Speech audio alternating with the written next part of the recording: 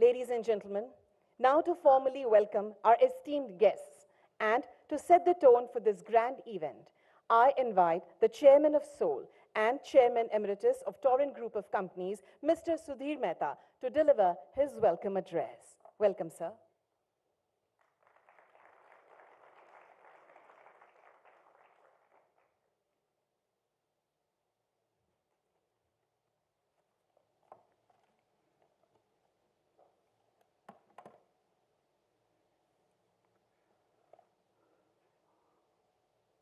Honorable Prime Minister Sri Narendra Bhai Modi ji, Honorable Prime Minister of Bhutan, His Excellency Tshering Togbay, esteemed dignitaries, respected board members, distinguished speaker, my Bharat youth delegates, and dear friends. It is an honor to welcome you all to the Seoul Leadership Conclave. This is truly a landmark gathering. It is the beginning of transformational journey to leadership development for India and beyond.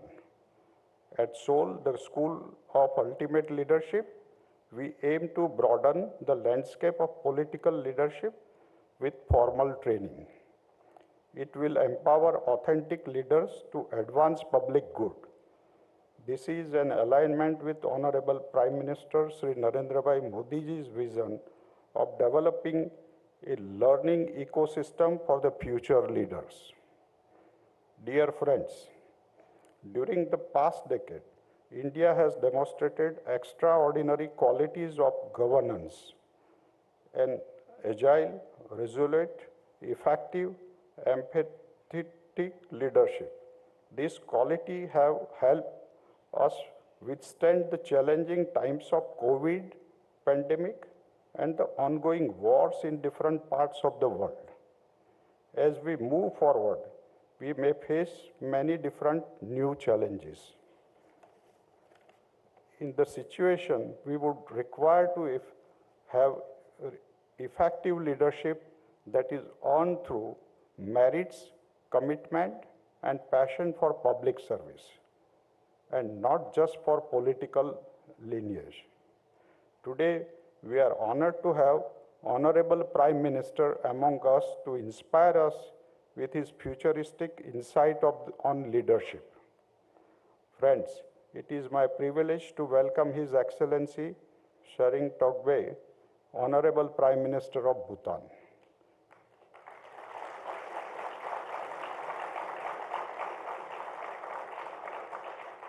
He has been champion of sustainability, happiness, and well-being of the people of Bhutan. His governance model is an outstanding example of how leadership can become a force for collective well-being.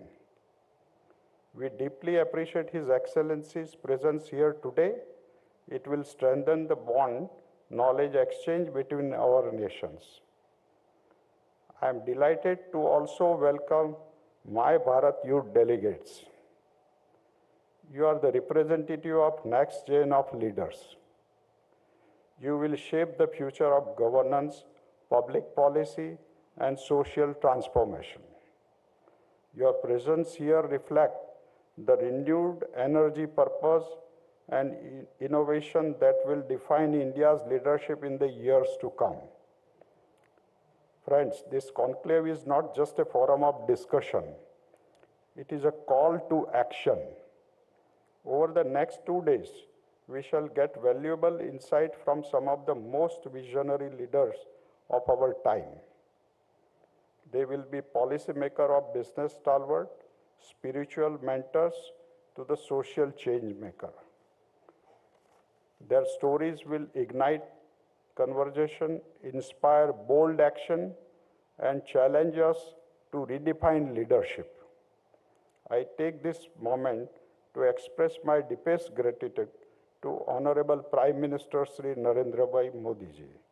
Sir, your belief that leadership must be about service before self will drive this institution.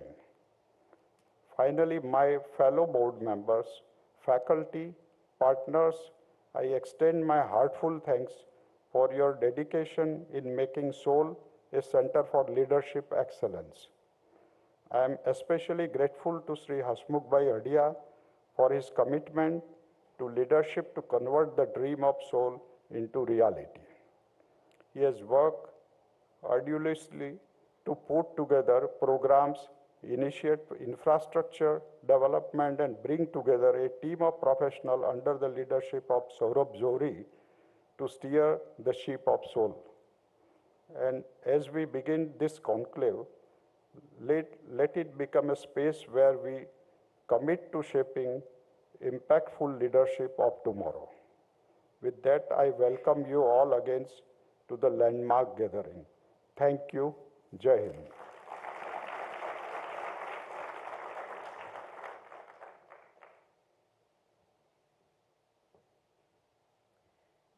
Thank you very much, Mr. Mehta, for your warm welcome words. Your words truly reflect the mission of Seoul, fostering leadership that drives change and innovation. Respected Honorable Prime Minister Sir, inspired by your vision, the School of Ultimate Leadership, Seoul, is a pioneering institution dedicated to cultivating authentic leaders for the public good, beyond political lineage, driven by values, excellence, and integrity. Seoul fosters leadership through the timeless wisdom of ancient India, seamlessly blending ethical leadership with modern governance. Rooted in principles that have guided great civilizations, Seoul will shape visionaries who lead with purpose, responsibility, and an unwavering commitment to the greater good. We humbly request you, sir, to launch the film on Seoul through the remote, marking the beginning of this transformative journey.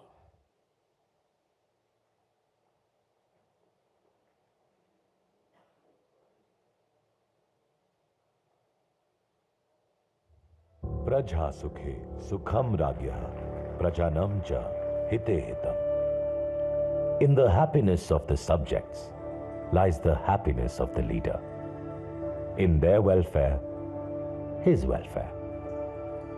This is the Indian wisdom of ages, a guiding light for leaders who choose the path of seva. Leadership begins not with a crown, but with a question: how can I serve? It is a journey of action, humility, and purpose. Leadership is not about dominion, but about duty. It is not about authority, but about service. This is the foundation of the School of Ultimate Leadership. Driven by our Prime Minister's vision of Viksit Bharat 2047, Seoul will help forge a new generation of authentic leaders, shaping India's journey into a developed nation. Set within India's innovation corridor in Gandhinagar, Seoul is where tradition meets the future. Inspired by the timeless circle of Indic knowledge, this campus is designed as an ecosystem where architecture itself becomes an enabler of dialogue, discourse, and deep thought. At its core is a central assembly hub, a forum for policy, ethics, and governance. Around it, the academic and administrative wings, forming the foundation of leadership education. Here, the leaders of tomorrow will draw from India's timeless teachings, excellence, integrity, and altruism. These teachings will shape them for the greater good of the country. In this campus, the heart of leadership lies in listening, collaborating, and reflecting. Every detail of Seoul is intentional. Green roofs, shaded courtyards, and intelligent design create an environment that nurtures both intellect and well-being. At Seoul, mentorship is not confined to lectures. It is in the corridors, in shared meals, in the very spaces designed to cultivate dialogue and exchange ideas. Seoul is not just an institution. It is India's commitment to shaping leaders for a future that demands wisdom, resilience, and vision.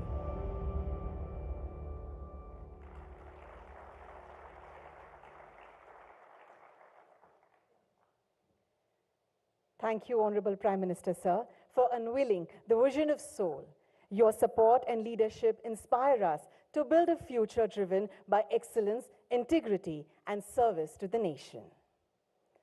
Ladies and gentlemen, we are now honored to have with us today our guest of honor, a global leader whose emphasis on sustainability and governance has made Bhutan an example of balanced growth. The Prime Minister of Bhutan, His Excellency Dashaw Tshering Tobgay. Sir, we humbly request you to kindly share your thoughts with us on this momentous occasion. Welcome, sir.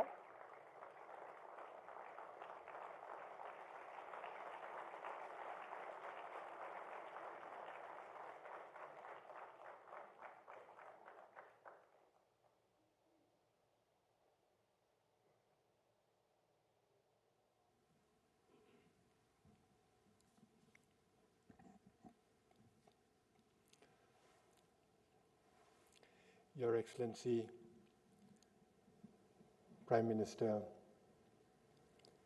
my elder brother, every time I have the opportunity of meeting you, I'm overcome with joy.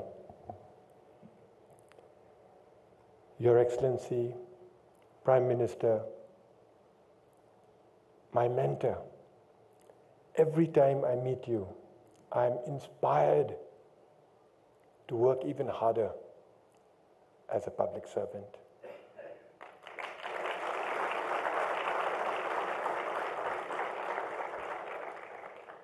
Your Excellency, ladies and gentlemen, friends, I bring to you warm greetings of His Majesty the King of Bhutan. Today is an important day in Bhutan, as it is the birth anniversary of His Majesty the King.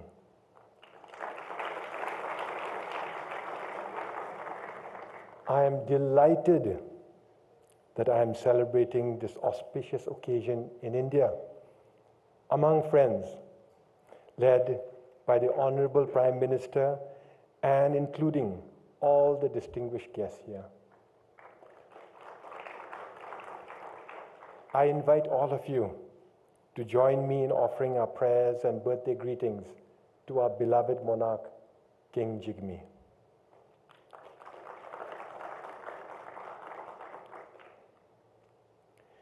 To the leadership, management, faculty of the School of Ultimate Leadership, I congratulate you on your combined vision and dedication in bringing this important institution to life.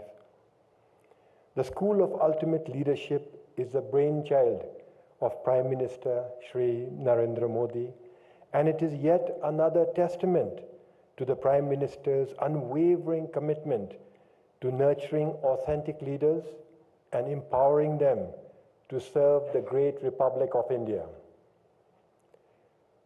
I extend my gratitude to Seoul for inviting me here today.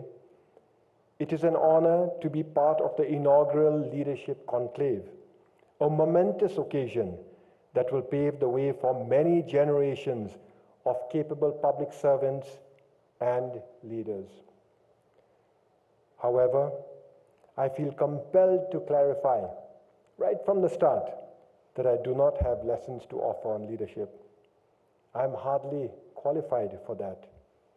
Instead, I'm here as a student to learn.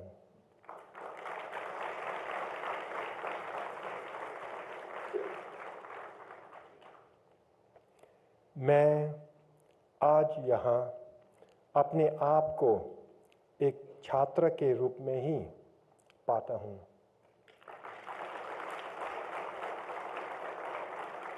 और इस छात्र को आज नेतृत्व की इस गुण को सीखने का अवसर मिला है।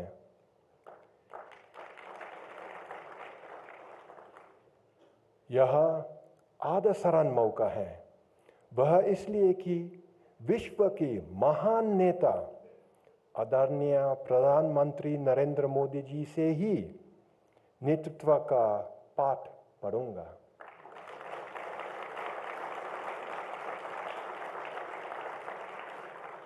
नेतृत्व के इसी पाठ को सीखने के लिए मैं बहुत उत्साहित हूँ।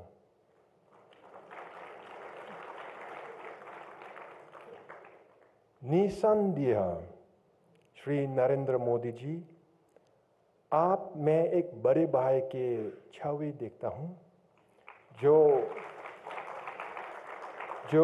सदैव मेरा मार्गदर्शन करते हैं और मुझे सहायता देते हैं।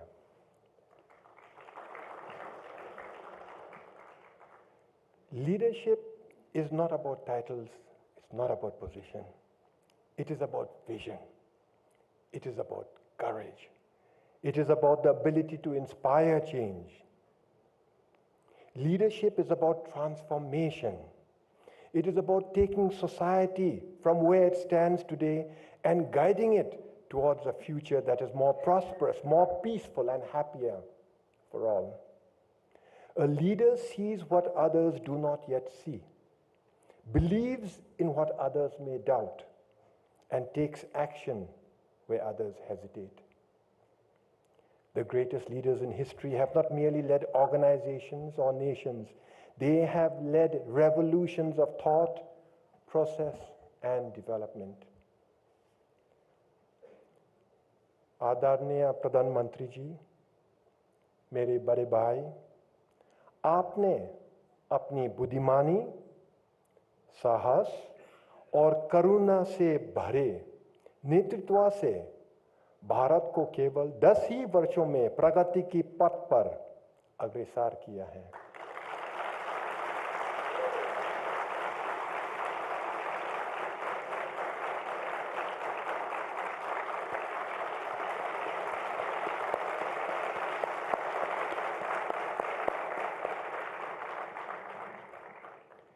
Your Excellency, your leadership has been a beacon of transformation and unprecedented progress. Initiatives like Make in India, Atmanirbhar Bharat, Digital India, Skilled India, Startup India, Swachh Bharat, Jal Shakti Abhiyan, Pradhan Mantri Awas Yojana, Gati Shakti, Kisan Saman Nidhi. I should stop because if I were to continue enumerating all these initiatives, we are going to be here for a long, long time.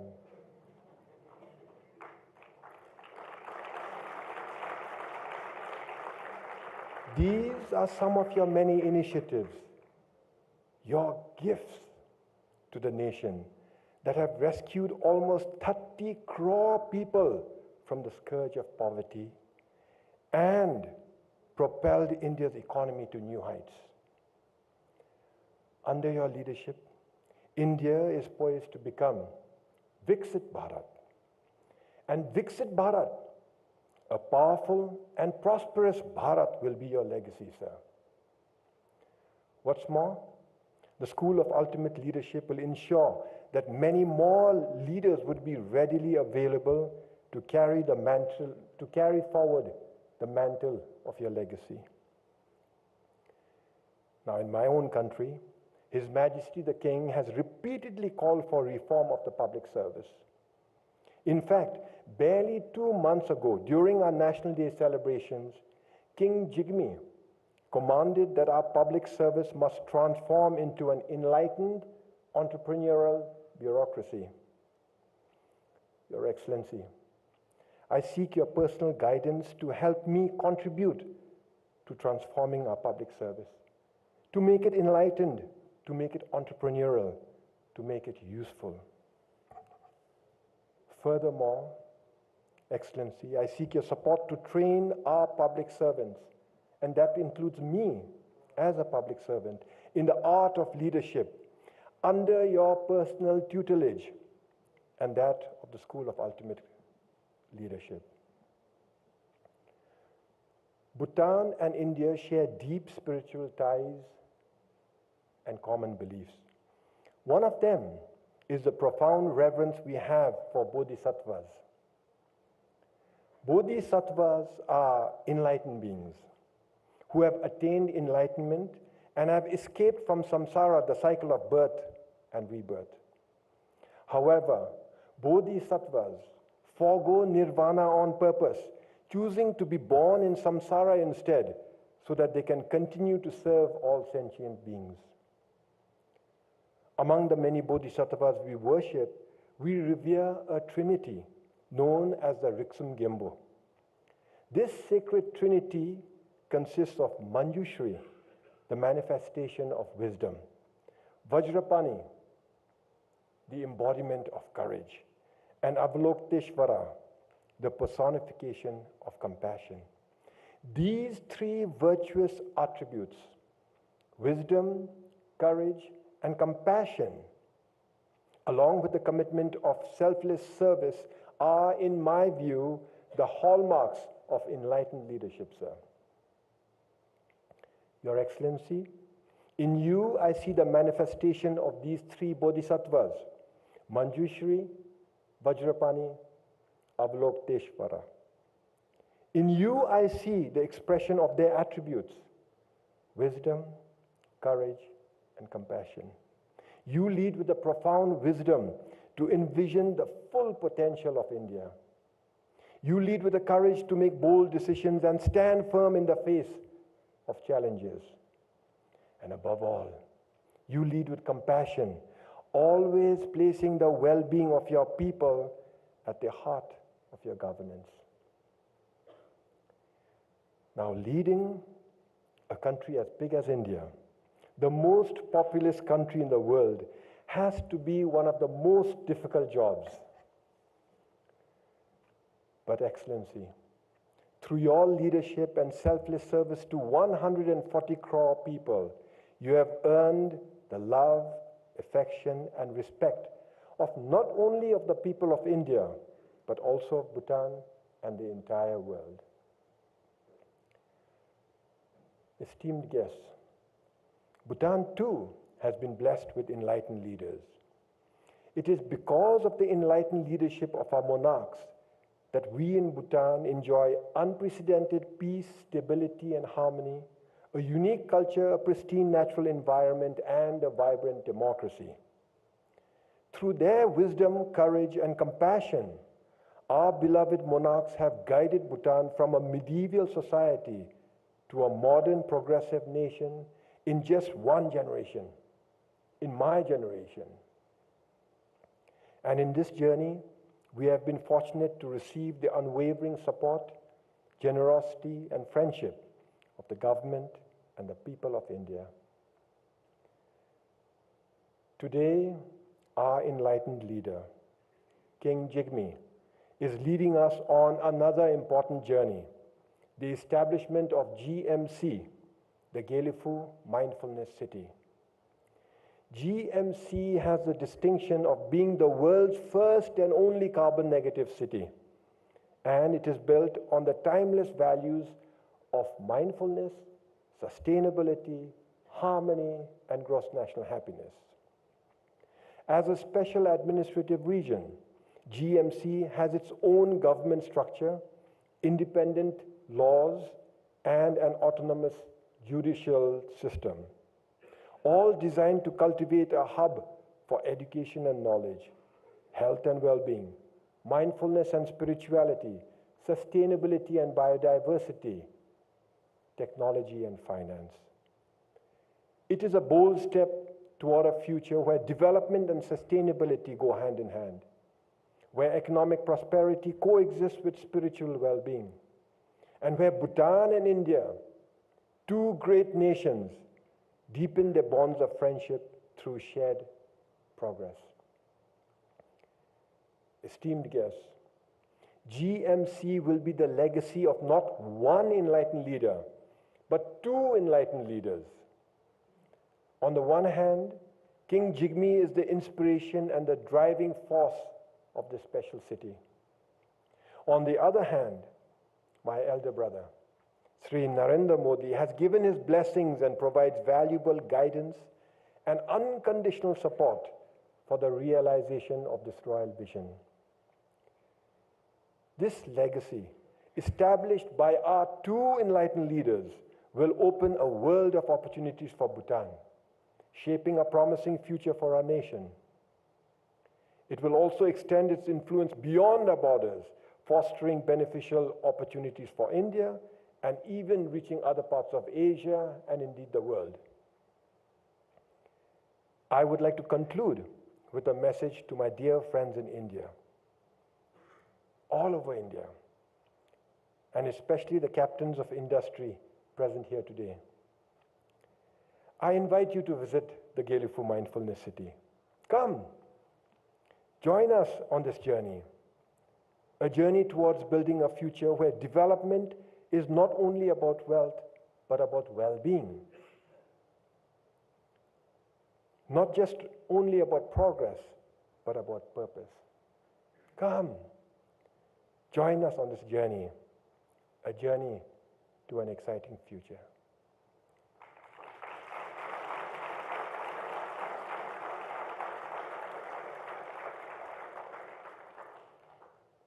Thank you, Jai Hind, and Pelden Dupagelo.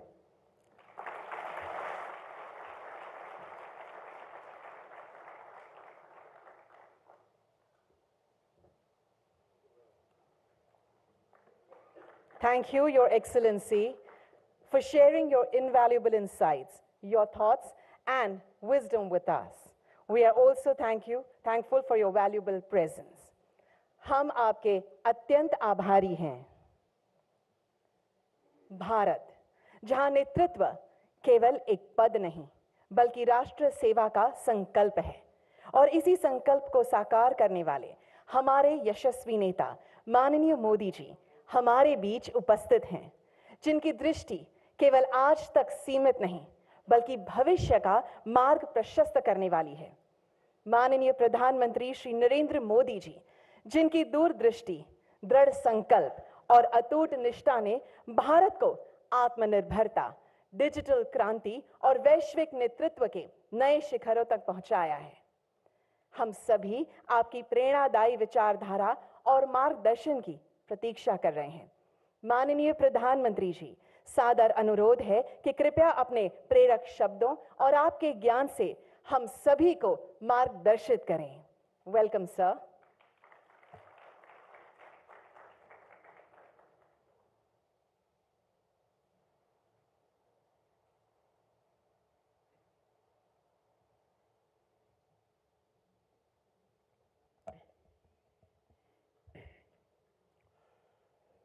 His Excellency, Bhutan के प्रधानमंत्री, मेरे brother Dasho Tshering Tobgay ji, SOUL board के chairman Sudhir Mehta, vice chairman Hasmukh Adhia, उद्योग जगत के दिग्गज जो अपने जीवन में अपने अपने क्षेत्र में लीडरशिप देने में सफल रहे हैं, ऐसे अनेक महानुभावों को मैं यहां देख रहा हूं, और भविष्य जिनका इंतजार कर रहा है, ऐसे मेरे युवा साथियों को भी मैं यहां देख रहा हूं।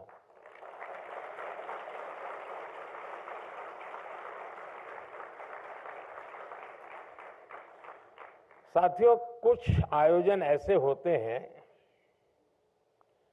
जो हृदय के बहुत करीब होते हैं, और आज का ये कार्यक्रम भी ऐसा ही है। नेशन बिल्डिंग के लिए, बेहतर सिटीजन्स का डेवलपमेंट जरूरी है। व्यक्ति निर्माण से राष्ट्र निर्माण, जन से जगत, जन से जग, ये किसी भी ऊंचाई को प्राप्त करना है, विशालता को पाना है, तो आरंभ जन से ही शुरू होता है। हर क्षेत्र में बेहतरीन लीडर्स का डेवलपमेंट बहुत जरूरी है और समय की मांग है। और इसलिए the school of ultimate leadership की स्थापना विकसित भारत की विकास यात्रा में एक बहुत महत्वपूर्ण और बहुत बड़ा कदम है। इस संस्थान के नाम में ही सोल है ऐसा नहीं है। ये भारत की सोशल लाइफ की सोल बनने वाला है और हम लोग जिससे भली भांति परिचित है, बार बार सुनने को मिलता है, आत्मा। अगर इस सोल को उस भाव से देखें तो ये आत्मा की अनुभूति कराता है।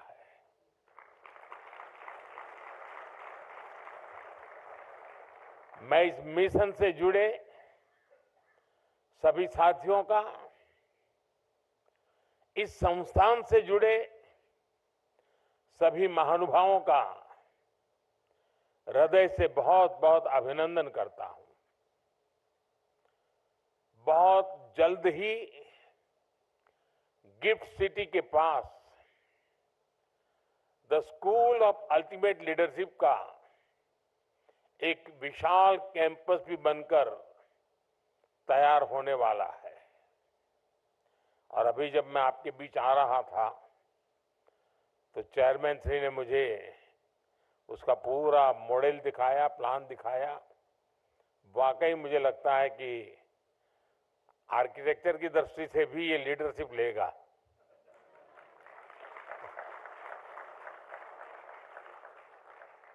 साथियों, आज जब the school of ultimate leadership soul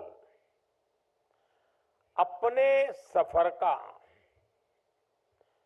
पहला बड़ा कदम उठा रहा है, तब आपको ये याद रखना है कि आपकी दिशा क्या है, आपका लक्ष्य क्या है। स्वामी विवेकानंद जी ने कहा था, give me 100 energetic young men and women and I shall transform India।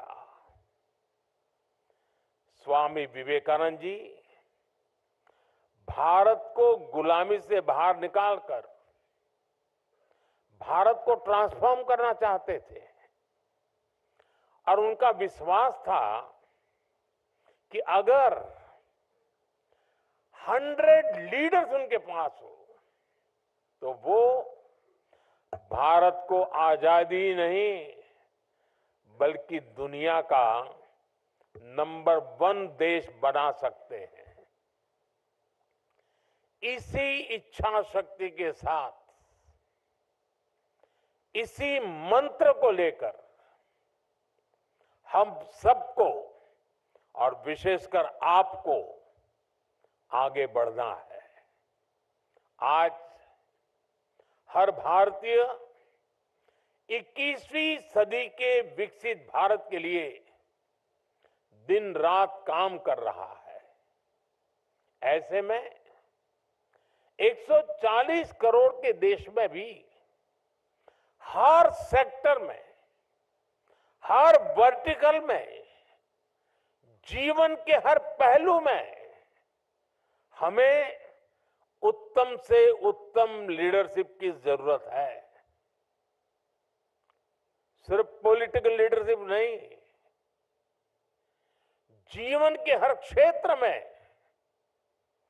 School of ultimate leadership के पास भी 21st सेंचुरी की लीडरशिप तैयार करने का बहुत बड़ा स्कोप है। मुझे विश्वास है स्कूल ऑफ अल्टीमेट लीडरशिप से ऐसे लीडर निकलेंगे जो देश ही नहीं बल्कि दुनिया की संस्थाओं में हर क्षेत्र में अपना परचम लहराएंगे।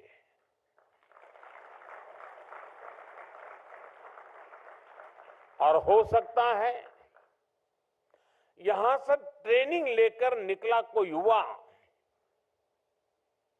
शायद पॉलिटिक्स में नया मुकाम हासिल करे। साथियों, कोई भी देश जब तरक्की करता है तो नेचुरल रिसोर्सेज की अपनी भूमिका होती ही है, लेकिन उससे भी ज्यादा ह्यूमन रिसोर्स की बहुत बड़ी भूमिका है। मुझे याद है जब महाराष्ट्र और गुजरात के अलग होने का आंदोलन चल रहा था, तब तो हम बहुत बच्चे थे, लेकिन उस समय एक चर्चा ये भी होती थी कि गुजरात अलग होकर के क्या करेगा। उसके पास कोई प्राकृतिक संसाधन नहीं है, कोई खदान नहीं है, न कोयला है, कुछ नहीं है, ये करेगा क्या? पानी भी नहीं है, रेगिस्तान है, और उधर पाकिस्तान है, ये करेगा क्या?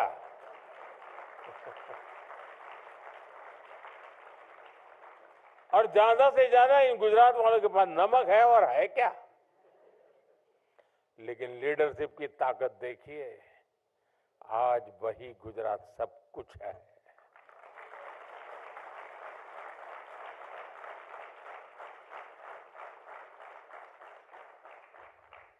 वहां के जन सामान्य में ये जो सामर्थ्य था, रोते नहीं बैठे कि ये नहीं है, वो नहीं है, दिखना नहीं, फलाना, अरे जो है सो वो। गुजरात में डायमंड की एक भी खदान नहीं है, लेकिन दुनिया में 10 में से 9 डायमंड वो हैं जो किसी न किसी के गुजराती का हाथ लगा हुआ होता है।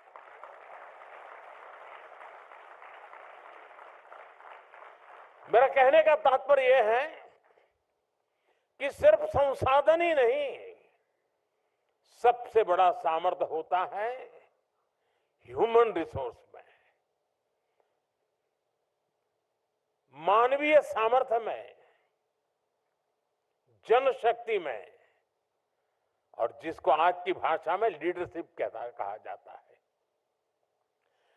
21st सेंचुरी में तो ऐसे रिसोर्स की जरूरत है जो इनोवेशन को लीड कर सके,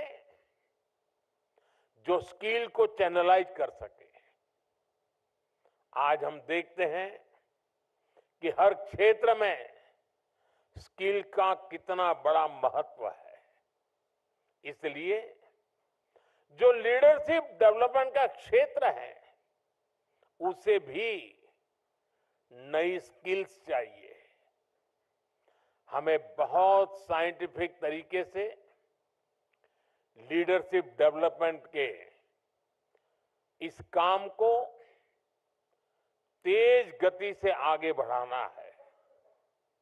इस दिशा में सोल की, आपके संस्थान की बहुत बड़ी भूमिका है। मुझे जानकर अच्छा लगा कि आपने इसके लिए काम भी शुरू कर दिया है। विधिवत भले आज आपका ये पहला कार्यक्रम दिखता हो, मुझे बताया गया कि नेशनल एजुकेशन पॉलिसी के इफेक्टिव इंप्लीमेंटेशन के लिए state education secretaries, state project directors और अन्य अधिकारियों के लिए वर्कशॉप हुई है। गुजरात के चीफ मिनिस्टर ऑफिस के स्टाफ में लीडरशिप डेवलपमेंट के लिए चिंतन शिविर लगाया गया है। और मैं कह सकता हूं, ये तो अभी शुरुआत है। अभी तो सोल को दुनिया का सबसे बेहतरीन लीडरशिप डेवलपमेंट संस्थान बनते देखना है।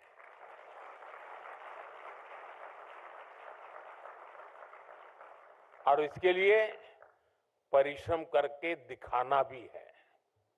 साथियों, आज भारत एक ग्लोबल पावर हाउस के रूप में इमर्ज हो रहा है। ये मोमेंटम, ये स्पीड और तेज हो, हर क्षेत्र में हो, इसके लिए हमें वर्ल्ड क्लास लीडर्स की, इंटरनेशनल लीडरशिप की जरूरत है। सॉल जैसे लीडरशिप इंस्टीट्यूशंस इसमें गेम चेंजर साबित हो सकते हैं। ऐसे इंटरनेशनल इंस्टीट्यूशंस हमारी चॉइस ही नहीं, हमारी नेसेसिटी है। आज भारत को हर सेक्टर में एनर्जेटिक लीडर्स की भी जरूरत है, जो ग्लोबल कॉम्प्लेक्सिटीज का, ग्लोबल नीड्स का सॉल्यूशन ढूंढ पाए, जो प्रॉब्लम्स को सॉल्व करते समय देश के इंटरेस्ट को ग्लोबल स्टेज पर सबसे आगे रखें, जिनकी अप्रोच ग्लोबल हो, लेकिन सोच का एक महत्वपूर्ण हिस्सा लोकल भी हो। हम ऐसे इंडिविजुअल्स तैयार करने होंगे जो इंडियन माइंड के साथ इंटरनेशनल माइंडसेट को समझते हुए आगे बढ़े, जो strategic decision making, crisis management और फ्यूचरिस्टिक थिंकिंग के लिए हर पल तैयार हो। अगर हमें इंटरनेशनल मार्केट्स में, ग्लोबल इंस्टीट्यूशंस में कॉम्पीट करना है, तो हमें ऐसे लीडर्स चाहिए जो इंटरनेशनल बिजनेस डायनेमिक्स की समझ रखते हो। सॉल्व का काम यही है। आपकी स्केल बड़ी है, स्कोप बड़ा है और आपसे उम्मीद भी उतनी ही ज्यादा है। साथियों, आप सभी को एक बात हमेशा हमेशा उपयोगी होगी। आने वाले समय में लीडरशिप सिर्फ पावर तक सीमित नहीं होगी। लीडरशिप के रोल्स में वही होगा जो इनोवेशन और इम्पैक्ट की कैपेबिलिटीज हो। देश के इंडिविजुअल्स को इस नीड के हिसाब से इमर्ज होना पड़ेगा। सॉल्व इन इंडिविजुअल्स में क्रिटिकल थिंकिंग, रिस्क टेकिंग और सॉल्यूशन ड्रिवन माइंडसेट डेवलप करने वाला इंस्टीट्यूशन होगा। आने वाले समय में इस संस्थान से ऐसे लीडर्स निकलेंगे जो डिसरप्टिव चेंजेस के बीच काम करने को तैयार होंगे।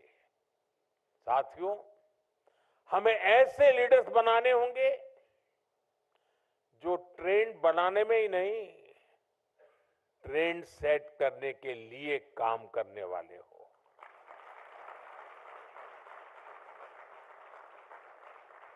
आने वाले समय में जब हम डिप्लोमेसी से टेक इनोवेशन तक एक नई लीडरशिप को आगे बढ़ाएंगे, तो इन सारे सेक्टर्स में भारत का इन्फ्लुएंस और इम्पैक्ट दोनों कई गुना बढ़ेंगे। यानी एक तरह से भारत का पूरा विजन, पूरा फ्यूचर एक स्ट्रांग लीडरशिप जनरेशन पर निर्भर होगा। इसलिए हमें ग्लोबल थिंकिंग और लोकल अपब्रिंगिंग के साथ आगे बढ़ना है। हमारे गवर्नेंस को, हमारी पॉलिसी मेकिंग को हमने वर्ल्ड क्लास बनाना होगा। ये तभी हो पाएगा जब हमारे पॉलिसी मेकर्स, ब्यूरोक्रेट्स, एंटरप्रेन्योर्स अपनी पॉलिसीज को ग्लोबल बेस्ड प्रैक्टिस के साथ जोड़कर फ्रेम कर पाएंगे। और इसमें सोल जैसे संस्थान की बहुत बड़ी भूमिका होगी। साथियों, मैंने पहले भी कहा कि अगर हमें विकसित भारत बनाना है तो हमें हर क्षेत्र में तेज गति से आगे बढ़ना होगा। हमारे यहां शास्त्रों में कहा गया है, यत यत आचरति श्रेष्ठः तत् तत् एव इतरः जनः। यानी श्रेष्ठ मनुष्य जैसा आचरण करता है, सामान्य लोग उसे ही फॉलो करते हैं। इसलिए ऐसी लीडरशिप जरूरी है जो हर एस्पेक्ट में वैसी हो जो भारत के नेशनल विजन को रिफ्लेक्ट करे, उसके हिसाब से कंडक्ट करे। फ्यूचर लीडरशिप में विकसित भारत के निर्माण के लिए जरूरी स्टील और जरूरी स्पिरिट दोनों पैदा करना है। सॉल का उद्देश्य वही होना चाहिए।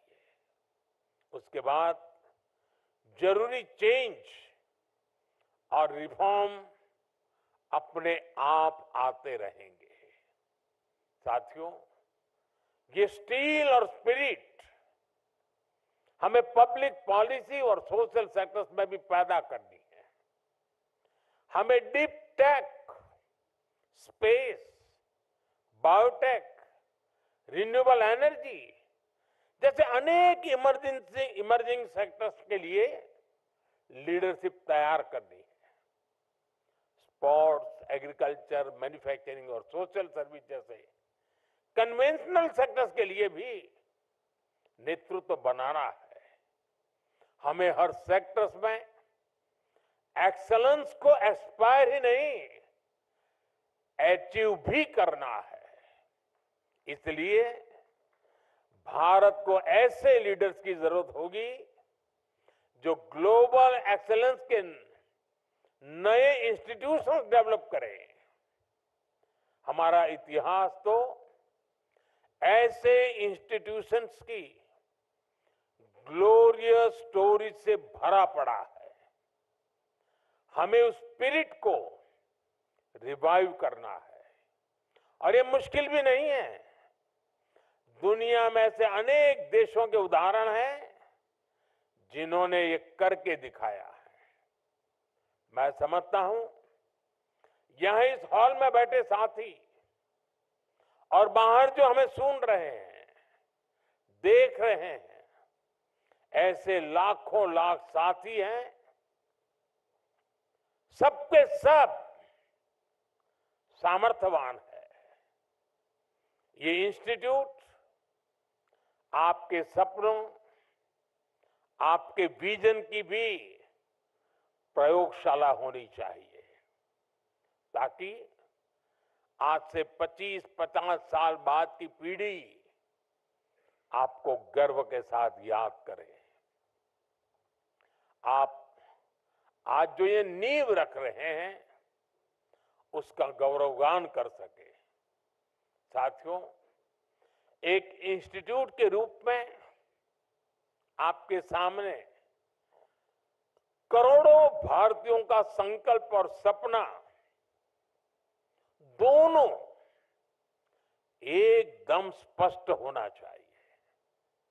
आपके सामने वो सेक्टर्स और फैक्टर्स भी स्पष्ट होने चाहिए जो हमारे लिए चैलेंज भी है अपॉर्चुनिटी भी है। जब हम एक लक्ष्य के साथ आगे बढ़ते हैं, मिलकर प्रयास करते हैं, तो नतीजे भी अद्भुत मिलते हैं। The bond forged by a shared purpose is stronger than blood. ये माइंडसेट को यूनाइट करता है, ये पैशन को फ्यूल करता है और ये समय की कसौटी पर खरा उतरता है। जब कॉमन गोल बड़ा होता है, जब आपका पर्पस बड़ा होता है, ऐसे में लीडरशिप भी विकसित होती है, टीम स्पिरिट भी विकसित होती है। लोग खुद को अपने गोल्स के लिए डेडिकेट कर देते हैं। जब कॉमन गोल होता है, एक शेयर्ड पर्पस होता है, तो हर इंडिविजुअल की बेस कैपेसिटी भी बाहर आती है। और इतना ही नहीं, वो बड़े संकल्प के अनुसार अपनी कैपेबिलिटीज बढ़ाता भी है और इस प्रोसेस में एक लीडर डेवलप होता है। उसमें जो क्षमता नहीं है, उसे वो एक्वायर करने की कोशिश करता है ताकि और ऊपर पहुंच सके। साथियों, जब शेयर्ड पर्पस होता है, तो टीम स्पिरिट की अभूतपूर्व भावना हमें गाइड करती है।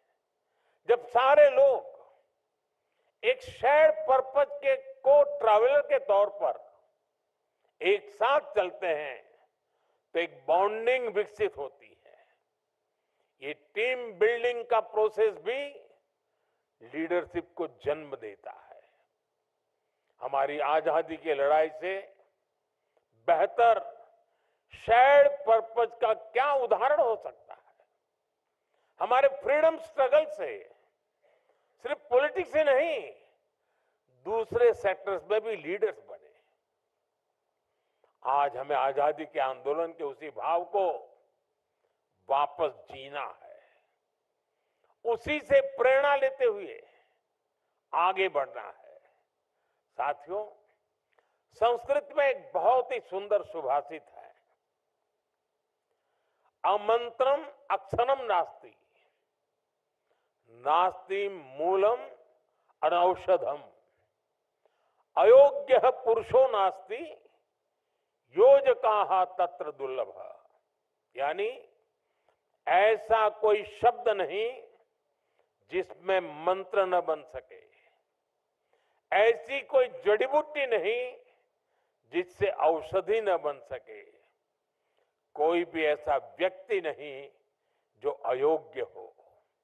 लेकिन सभी को जरूरत सिर्फ ऐसे योजनाकार की है जो उनका सही जगह इस्तेमाल करे, उन्हें सही दिशा दे। सॉल का रोल भी उस योजनाकार का ही है। आपको भी शब्दों को मंत्र में बदलना है, जड़ी बूटी को औषधि में बदलना है। यहां भी कई लीडर्स बैठे हैं, आपने लीडरशिप के ये गुर सीखे हैं, तराशे हैं। मैंने कहीं पढ़ा था, if you develop yourself you can experience personal success. If you develop a team, or your organization can experience growth.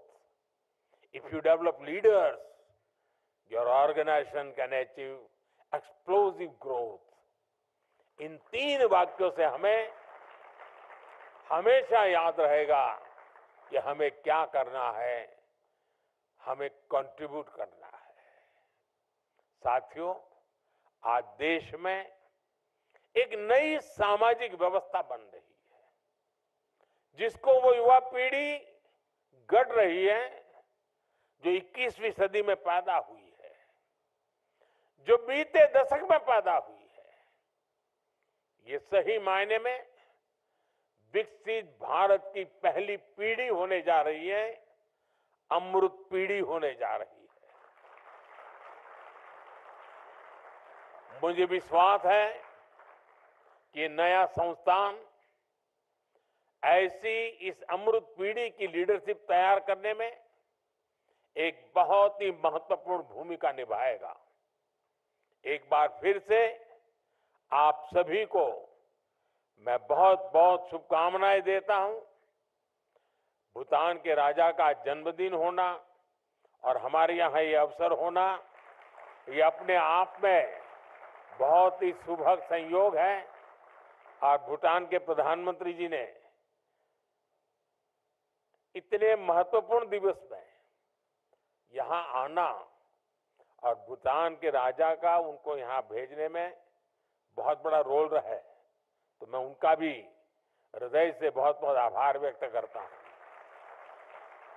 साथियों, ये 2 दिन अगर मेरे पास समय होता तो मैं 2 दिन यहीं रह जाता।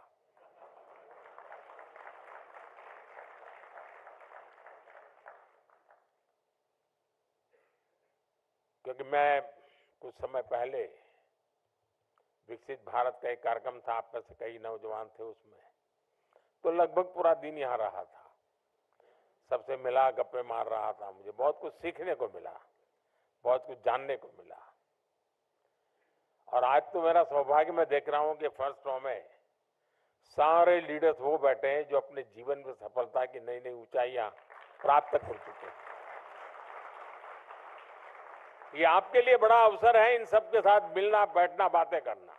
मुझे सौभाग्य नहीं मिलता है, क्योंकि मुझे जब ये मिलते हैं तब वो कुछ न कुछ काम लेके आते हैं। लेकिन आपको उनके अनुभव से बहुत कुछ सीखने को मिलेगा, जानने को मिलेगा। वे स्वयं में अपने अपने क्षेत्र में बड़े अचीवर्स हैं और उन्होंने इतना समय आप लोगों के दिया है। इसी में मन लगता है कि सॉल नाम की इंस्टीट्यूशन का मैं बहुत उज्जवल भविष्य देख रहा हूं। जब ऐसे सफल लोग बीज बोते हैं तो वो वटवृक्ष भी सफलता की नई ऊंचाइयों को प्राप्त करने वाले लीडर्स को पैदा करके रहेगा।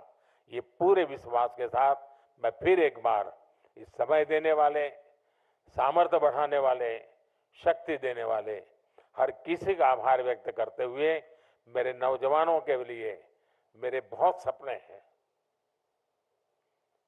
मेरी बहुत उम्मीदें हैं और मैं हर पल मैं मेरे देश के नौजवानों के लिए कुछ न कुछ करता रहूं, ये भाव मेरे भीतर हमेशा पड़ा रहता है। मौका ढूंढता रहता हूं और आज फिर एक बार वो अवसर मिला है। मेरी तरफ से नौजवानों को बहुत बहुत शुभकामनाएं, बहुत बहुत धन्यवाद।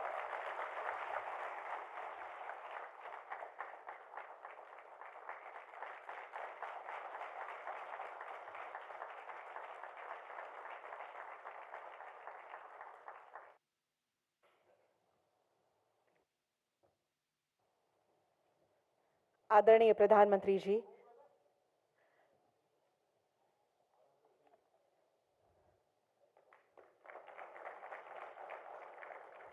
we express our deepest gratitude for your valuable time and insight, sir. As you depart, we extend our heartfelt thanks and